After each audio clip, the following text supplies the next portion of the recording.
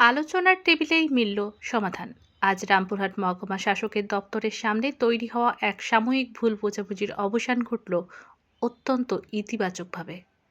ঘটনার সূত্রপাত পুট-আপ সংক্রান্ত বিষয় নিয়ে। এই দাবি নিয়ে রামপুরহাট কোর্টের আইনজীবীগণ একজোট হয়ে মহকুমা শাসকের কাছে পৌঁছালে দুপক্ষের মধ্যে কিছুটা মনোমালিন্য তৈরি হয়।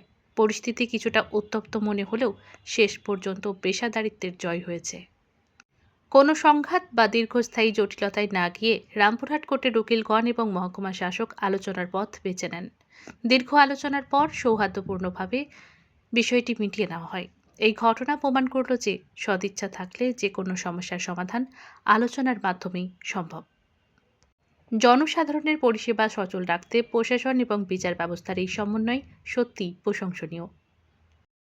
উকিল বারের তরফ থেকে আমার যে সমস্ত মেম্বাররা আজকে উপস্থিত হয়েছিল তারা সহনশীল এবং এসডিও সাহেবের সঙ্গে আলোচনা সাপেক্ষে এবং তারা স্যাটিসফাইড। এবং আজকে আমাদের যেটা নর্মস, যেটা বৃহস্পতিবারে যে পুট-আপ, সেই পুট-আপের ভিত্তিতে আগামী দিন যে পুট-আপগুলো ঠিক একইভাবেই এসডিও সাহেব তাতে রাজি হয়েছেন এবং আমাদের মধ্যে সুস্থ সামনে সমস্ত কিছু মীমাংসা হয়ে গেছে। আচ্ছা, কি হয়েছিল? আজকে একটা ভুল বোঝাবুঝির দরুনে একটু হয়েছিল। সেটা আমরা আমাদের বারের প্রতিনিধি হিসেবে আমাদের প্রেসিডেন্ট এবং আমাদের বারের আরও সদস্য যারা, তারা এসডিও সাহেবের সঙ্গে কথা বলে সেই ব্যাপারটা সম্পূর্ণভাবে মিটে গেছে। কোনো ব্যাপার এখন আর নাই কিছু। কী নিয়ে? একটা কেসের পুট-আপ নিয়ে, শুধুমাত্র একটা কেসের পুট-আপ নিয়ে একজন এসডিও সাহেবের কাছে প্রেয়ার করেছিলেন। কিন্তু আমাদের এখানে নর্মস আছে যে বৃহস্পতিবার দিনই পুট-আপ হয়।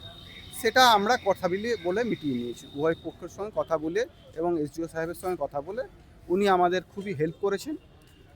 আমাদের ব্যাপারটাকে মিটে গেছে, কোনো ডিসপিউট আর নেই।